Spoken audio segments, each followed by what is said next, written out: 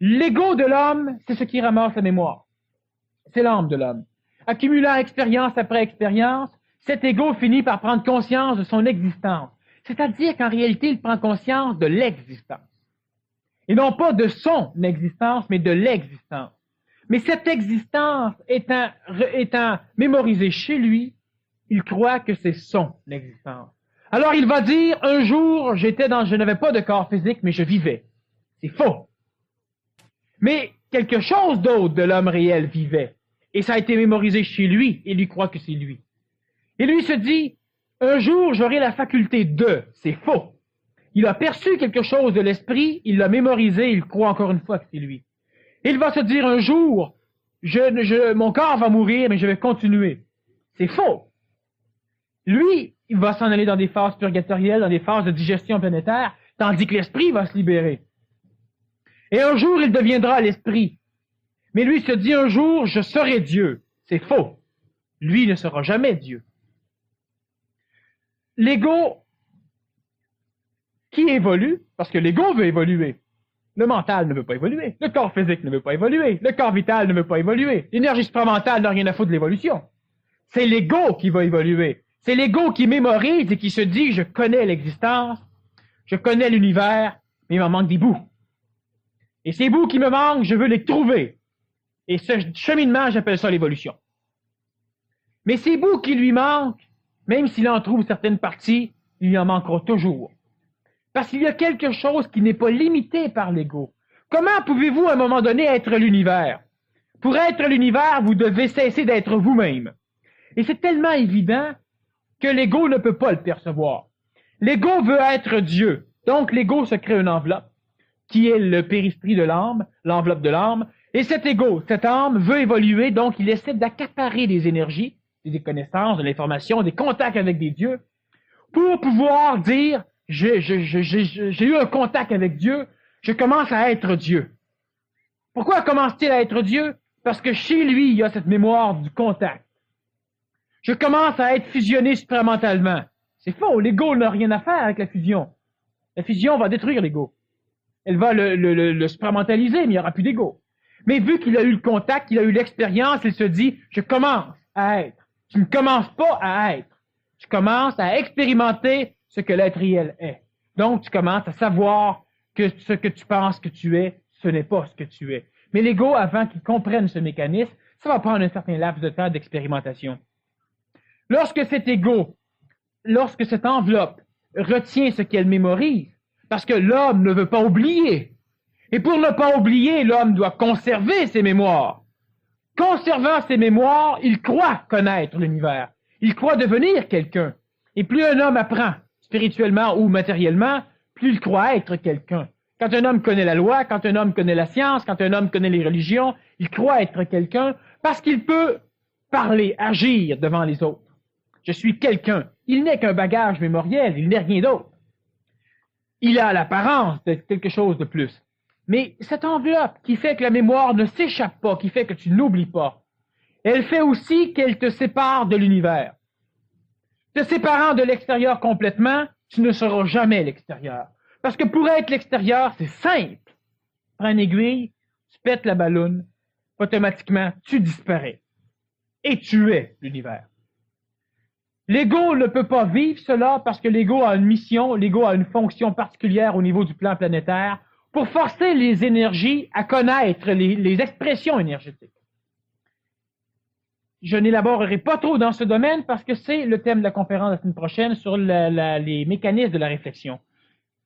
L'énergie, pour connaître la matière, se doit de devenir matière.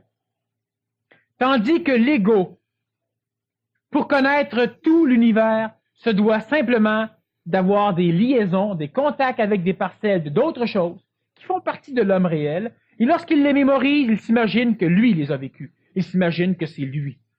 Alors, lorsqu'on parle de libre arbitre, on se demande si l'homme a un libre arbitre. L'homme réel a un libre arbitre total. C'est d'ailleurs lui qui crée les paramètres d'évolution de l'ego, du mental, des énergies supramentales et des autres. Mais l'ego n'a pas de libre arbitre. Pourquoi vous n'avez pas de libre arbitre? Parce que vous êtes interdit ce libre arbitre. Mais l'ego qui est chez vous, qui mémorise, s'imagine que plus il aura mémorisé, plus il pourra étendre le champ de son libre arbitre. Ce qui est d'une façon vraie et ce qui est d'une façon faux. Alors, si tu dis que l'homme réel a un libre arbitre, il faudrait que tu définisses l'homme réel. Bon, l'homme réel, on pourrait le définir longuement. L'homme réel, c'est, je vais le définir, mais ça ne sera sans doute pas nécessairement compris parce qu'il peut manquer beaucoup de données. On peut revenir dessus. On va revenir de toute façon dans différentes conférences. D'ailleurs, le mois de février, on va attaquer un peu l'homme réel parce qu'on a une conférence qui s'intitule Qui est Dieu? La suivante, Qui est Satan? La suivante, Qui êtes-vous? L'autre, Pourquoi l'ignorance? De tout le reste. Alors, on y reviendra donc dans un mois. On est pas mal fragmenté. On est extrêmement fragmenté. En réalité, on est unifié. Mais l'ego s'identifiant tellement à tout l'être réel, lorsqu'il découvre quelque chose, tiens, c'est un fragment perdu. La seule chose qui est perdue, c'est l'âme de l'homme. C'est l'ego de l'homme. C'est la psychologie émotive évolutive de l'homme qui est perdue. Alors, cet être, cette identification évolutive, celle qui veut évoluer, qui est un bien pour l'instant, c'est totalement utile à l'homme. Mais c'est un laps à passer et le règne le plus souffrant de l'arrêt d'involution, donc de l'évolution, c'est la constitution d'un être dans l'être réel, d'un fœtus de l'ego, pour le laisser germer vivre, pour ensuite le détruire. Parce que l'homme devra mourir, c'est-à-dire que l'homme psychologique, toutes les mémoires, tout ce qui est dedans devra mourir, pour qu'enfin naisse l'homme réel. Qu'est-ce que c'est l'homme réel? L'homme réel, c'est tout ce qui touche du haut de sa tête, je le fais imager. On va être plus clair plus tard. L'homme réel, c'est un être qui, par ses cheveux, touche l'inexistentiel. Donc, effleure le contexte où il n'y a ni temps ni espace. Là où la matière et toutes les formes d'expression supérieures à la matière ne peuvent pas exister. Lorsque l'homme se pose la question, qu'y a-t-il à l'extérieur de mon système solaire? Il va répondre, antiquement on disait le ciel, maintenant on répond l'univers. Qu'y a-t-il à l'extérieur de l'univers? Il y a d'autres galaxies. Qu'y a-t-il plus loin que toutes ces galaxies? Dans une certaine conscience, on va dire il y a un super univers. Qu'y a-t-il à l'extérieur de ce super univers? Alors on va dire il y a d'autres super univers. Qu'y a-t-il à l'extérieur de l'intérieur? Pour finir par couper court à un moment donné à l'extension. Alors ça, c'est mon intérieur. Y a-t-il une limite à ce qui existe? Y a-t-il une limite à? Il y a une limite. Elle ne peut pas être conscientisée par l'homme mémoriel qui vit dans une sphère limitée, l'âme.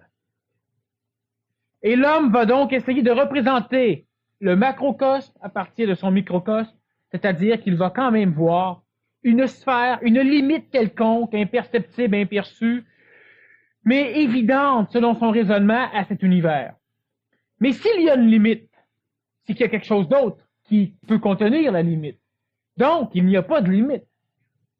Mais s'il n'y a pas de limite, à un moment donné, ça va jusqu'où pour l'homme? L'homme, dans sa conscience, ne peut pas arriver présentement à goûter ce contexte. Donc l'homme réel, ce sera en quelque sorte la contrepartie invisible de l'homme matériel, perçu. Non. L'homme réel, ça comprend tout ce qui s'exprime énergétiquement. Bon, alors on va essayer brièvement, mais encore une fois, ça ne sera pas nécessairement compris, mais ça peut préparer le terrain pour le mois de février. Il y a un endroit où il y a des choses qui n'existent pas. Et ça, c'est la définition la plus appropriée dans la langue française que l'on peut donner de l'extérieur. Où tout est en potentiel. Par rapport à l'intérieur, tout est en potentiel. Mais ce potentiel n'a pas d'intention d'être réel ou actuel. Donc, à l'extérieur, il y a des choses qui n'existent pas. Et à l'instant même où on a cette sphère de temps et d'espace, on a l'existence. Parce que pour qu'une chose existe, elle doit en avoir le temps. Mais il y a un endroit où il n'y a pas de temps. Et il n'y a pas non plus d'existence. Alors l'homme réel, c'est l'homme incréé. L'homme réel, présentement, c'est l'homme créé qui est totalement présent dans cette sphère spatio-temporelle et non pas seulement apparent dans la limitation très dense du plan planétaire. Cela veut dire qu'on a les énergies matérielles qui vont apparaître lorsqu'on a une réflexion d'énergie créée dans ce contexte spatio-temporel, ce que l'homme peut appeler aussi Dieu, mais ce que le Nazaréen appelait le Père dans les cieux. Ces énergies vont donc porter le nom ésotérique d'énergie divine. Celles-ci, s'éloignant ou pénétrant dans cet univers spatio-temporel, vont être ralenties par le temps. Ils vont devenir ce qu'ésotériquement nous appelons les énergies bouddhiques, qui n'ont rien à voir avec Bouddha. Continuant leur ralentissement, ils vont devenir ce que nous appelons les énergies supramentales. Et dans un contexte expérientiel planétaire, continuant leur ralentissement, cela devient le corps mental, le corps astral, le corps vital, le corps physique de l'homme. Donc l'homme réel, c'est de l'énergie C'est non tout ça. dégradée. Non, c'est l'énergie matérielle en montant jusqu'à l'énergie divine.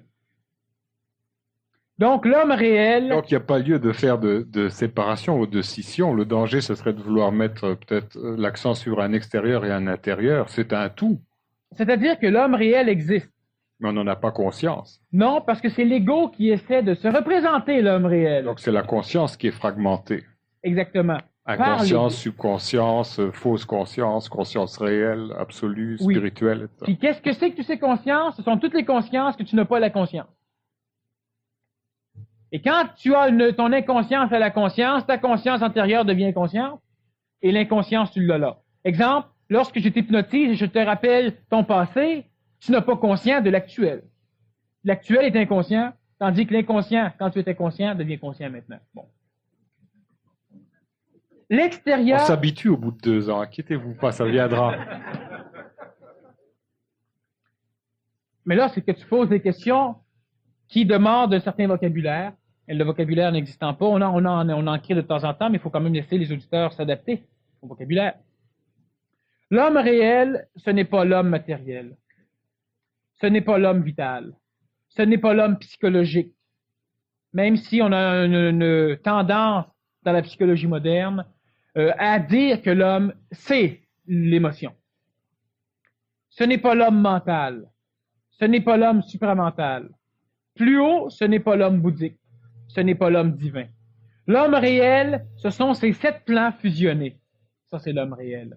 Donc, l'homme réel existe et à l'extérieur de l'existence de l'homme réel, on ne parle plus de l'homme, on ne parle plus de l'homme réel, ça n'existe plus, c'est là. Bon, donc il est plus en devenir que dans un lieu du passé ou éloigné ou extérieur. Il est en devenir. Passé, là, effectivement, oui.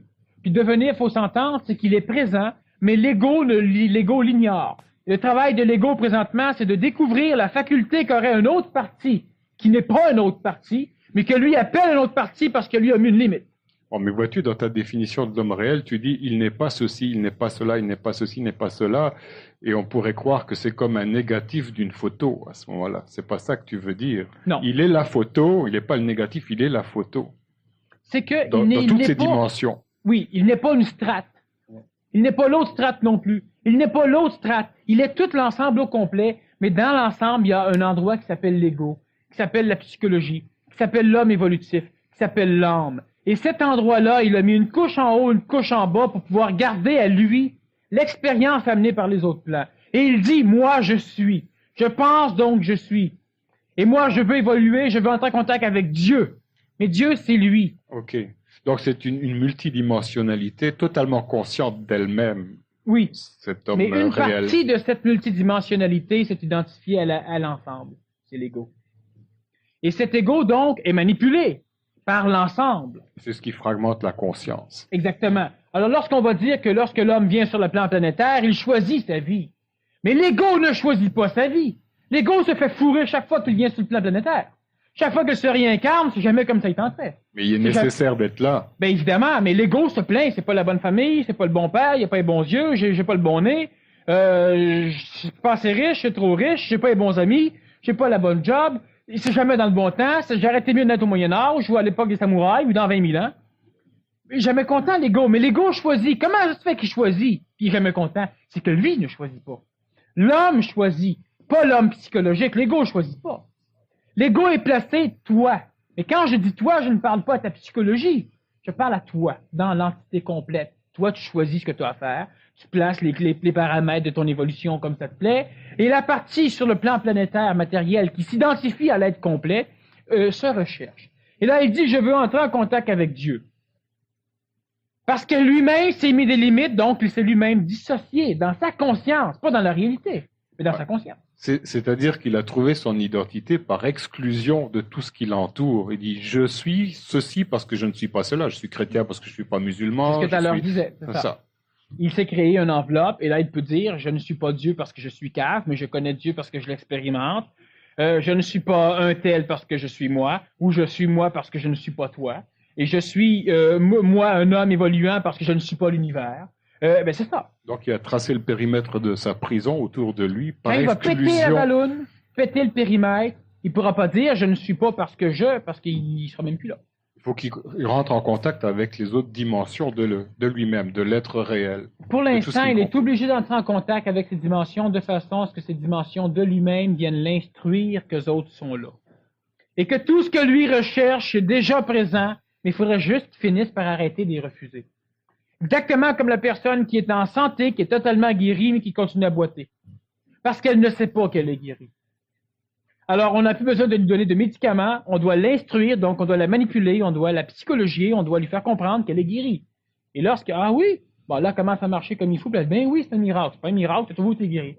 Mais tu n'as jamais voulu l'accepter. Bon, en sorte, c'est le même mécanisme chez l'homme qui tend à évoluer. C'est des stades de réalisation, en fait. Exactement. Prendre conscience de... Okay. La conscience de l'homme, elle fragmente l'homme. L'homme, de temps en temps, se dit colérique. De temps en temps, il est pour la paix. De temps en temps, il ne sait plus. De temps en temps, il vote pour un parti. 2 semaines après, il regrette. De temps en temps, il aime. De temps en temps, il n'aime pas. C'est la conscience de l'homme qui est fragmentée, pas l'homme. Mais cette conscience, qu'est-ce que c'est? C'est la seule chose qui permet l'enregistrement mémoriel de n'importe quoi. La conscience de l'homme, c'est là où va être reflétées les énergies. C'est là qu'on va pouvoir enregistrer dans la mémoire, donc dans l'ego, c'est là qu'on va pouvoir donner de l'expérience à l'ego, dans la conscience. Et chaque fois que l'ego, chaque fois que l'homme psychologique, chaque fois que vous essayez de savoir si vous êtes capable de faire quelque chose, vous allez essayer de fouiller dans vos mémoires inconscientes, les amener à votre conscience pour pouvoir vous en rappeler, c'est le terme qu'on emploie. Et à partir de ce que vous allez être capable de projeter sur votre écran de la conscience, vous allez pouvoir dire « je suis un tel, je ne suis pas un tel, je suis capable, je ne suis pas capable, etc. » Tandis que lorsque l'homme commence à être un peu plus mental, il fouille dans ses mémoires, il n'a pas besoin de le projeter sur la conscience, il ne va projeter que le résultat dans sa conscience, pour informer l'ego que le résultat est arrivé. Alors certains vont réfléchir à une solution en pensant dans leur tête. D'autres vont réfléchir en faisant le vide dans leur tête. Ils sont figés, ils attendent. Et d'un coup, ils ont la solution.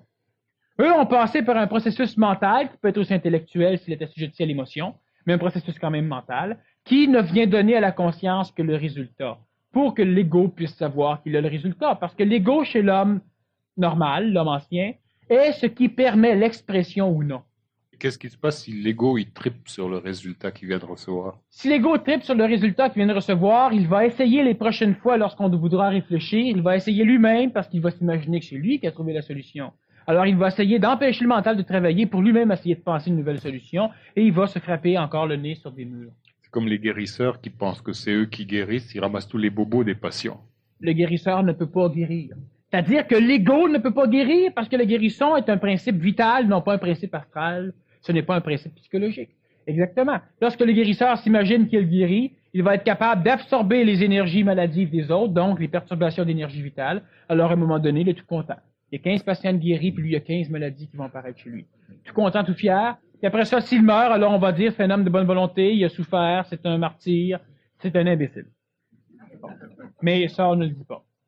Donc c'est juste un processus de canalisation, mais l'ego a toujours tendance à vouloir récupérer tout ce qui se produit comme phénomène autour de lui. Exactement. Lorsque l'ego est capable de récupérer une énergie intentionnelle, donc l'énergie supramentale, mais sans trop la déformer, sans trop la canaliser selon son propre émotion, lorsque l'énergie supramentale pénètre l'ego et tend à amener l'ego vers un schéma écologique, de prime abord collectif, automatiquement l'ego est ce qu'ésotériquement on peut appeler un homme de bonne volonté.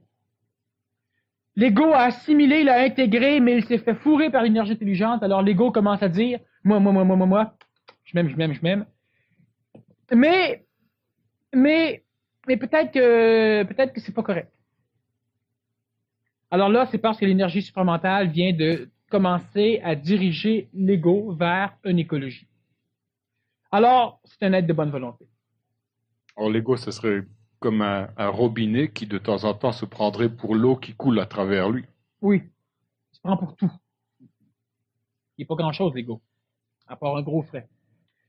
Lorsque l'énergie supramentale arrive à diluer encore plus la coloration de l'ego et donc à diriger un peu plus l'ego vers le haut, l'ego commence à tendre vers une évolution. L'ego, c'est dans l'âme. Dans l'âme, on a l'astral individuel. Donc, on va commencer à nourrir un astral un peu plus spirituel. Alors, on passe par l'astral extrêmement matériel, où la personne n'a qu'elle-même, ses émotions, ce qu'on appelle un peu l'âme animale.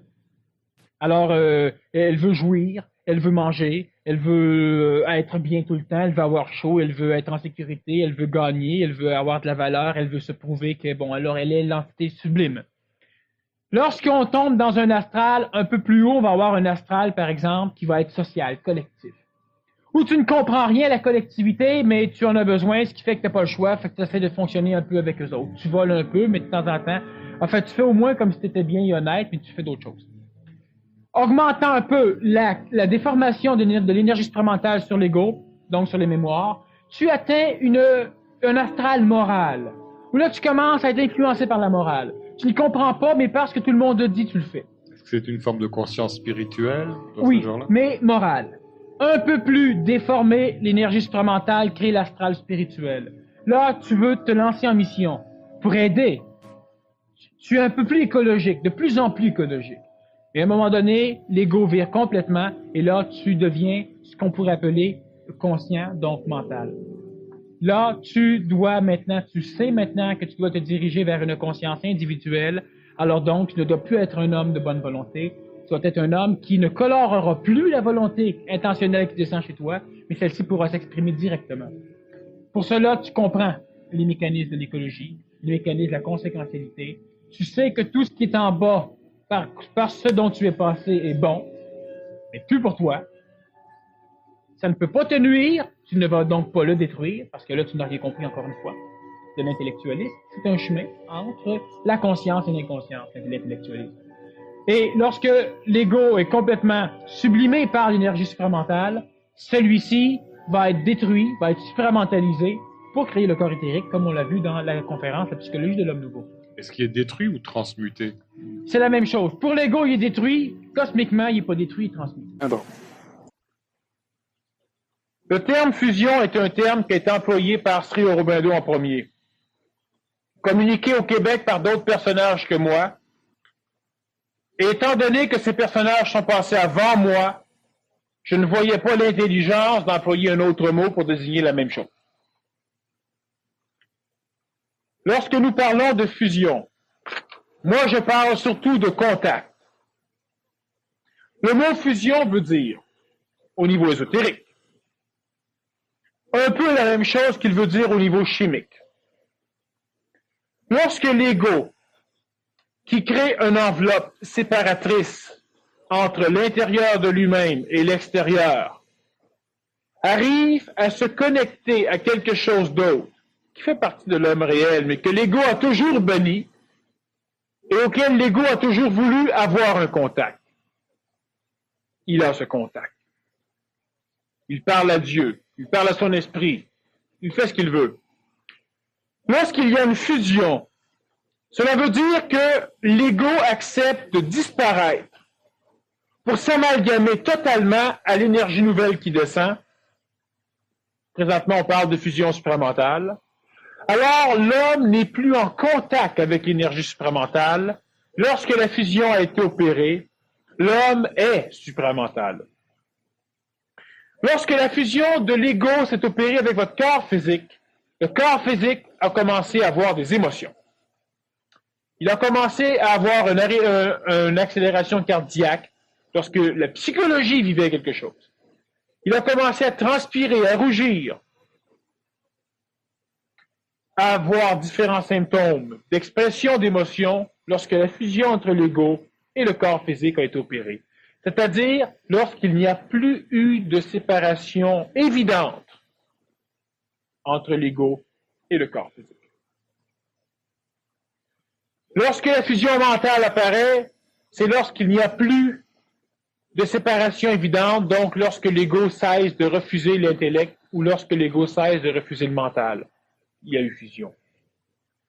Lorsqu'une personne dit « Ah, je suis en contact avec le supramental » ou lorsqu'une personne dit « Je suis en contact avec un plan extraterrestre » ou lorsque la personne dit « Je suis en contact avec Dieu », il n'y a pas fusion, il y a contact. Lorsque la personne dit « Je suis Dieu », il y a peut-être juste contact et l'ego s'honorifie de ce contact. Et lorsque la personne parle, et lorsque la personne est capable d'assumer ce qu'elle dit, elle ne se prend plus pour un autre, elle est l'autre. C'est-à-dire que l'homme n'a plus de contact avec les plans supérieurs, il y a eu une fusion totale, donc l'homme est intégré à ces plans supérieurs. Ou si vous préférez, le plan supérieur est maintenant intégré chez l'homme. L'homme est supérieur. Non pas péjorativement, énergétiquement. Donc, lorsque nous parlons de la fusion, est-ce qu'on a des personnages fusionnés au plan supramental au Québec? Certains disent oui pour l'écologie de leur public. Mais s'il y en a, il n'y en a pas beaucoup. Je reste aussi écologique qu'eux. Lorsqu'un être est fusionné, il est totalement désassujetti. Lorsqu'un être est fusionné au niveau supramental, il est totalement désassujetti de toute manipulation psychologique planétaire. Pour l'homme ancien, il devient un Dieu. Pour lui-même, il reste lui-même, avec une conscience plus étendue. Donc, lorsque nous parlons de fusion, nous parlons d'une intégration complète des deux parties, de l'homme terrestre et de l'homme extraterrestre, de l'énergie humaine et de l'énergie supramentale. Vous n'avez plus de contact avec l'énergie supramentale, vous n'êtes plus manipulé par l'énergie supramentale, vous êtes supramental, autant que présentement vous êtes mental et que vous êtes émotif, psychologique, vital et physique. La fusion s'est opérée dans les 4 plans. Elle s'est opérée au niveau du plan physique, vital, astral, psychologique, émotif, mémoriel et mental. Votre fusion, elle est presque complétée au niveau mental. Le contact supramental commence et un jour, il y aura une fusion supramentale. Lorsque j'aborde la fusion réincarnative, lorsqu'une personne se réincarne, il y a chez elle plusieurs personnalités de d'autres vies qui vont habiter le même corps. Et lorsque toutes ces personnalités qui vont se chicaner longtemps pendant l'évolution du corps physique vont être fusionnées, cela voudra dire qu'on n'aura plus de chicane intérieure, la personne aura enfin une paix intérieure. Elle sera unique à l'intérieur, non plus colérique et pacifique, non plus haineuse et encore une fois pacifique. Elle ne désirera pas un meuble une journée pour le détester le lendemain, en vouloir un autre. Elle ne changera pas d'auto toutes les années parce qu'elle n'aime plus ce qu'elle a acheté. Elle ne sera pas continuellement déçue parce qu'elle va se procurer. Parce qu'elle aura fait une fusion de ses personnalités réincarnatives, donc il y aura un être humain dans son corps. Elle sera beaucoup plus en paix que tous ceux qui cherchent régulièrement et continuellement des choses. Ces personnages vont vivre cette fusion de personnalités réincarnatives par la vie. Fusion veut dire amalgamation continue, peut-être instantanée, peut-être prolongée, et à un moment donné, on n'a plus les éléments à fusionner, on a un être nouveau. C'est la fusion. Lorsque le corps du Nazaréen a reçu l'essence christique, le Christ, il y a eu le contact. Et le Nazaréen disait, mon heure n'est pas venue. Lorsque la fusion s'est opérée, il a commencé à se promener, à parler et à vivre. Ce n'était plus le même être. Lorsqu'il a dit « Je suis le Fils de Dieu », il y avait contact. Lorsqu'il a dit « Je suis », il était fusionné.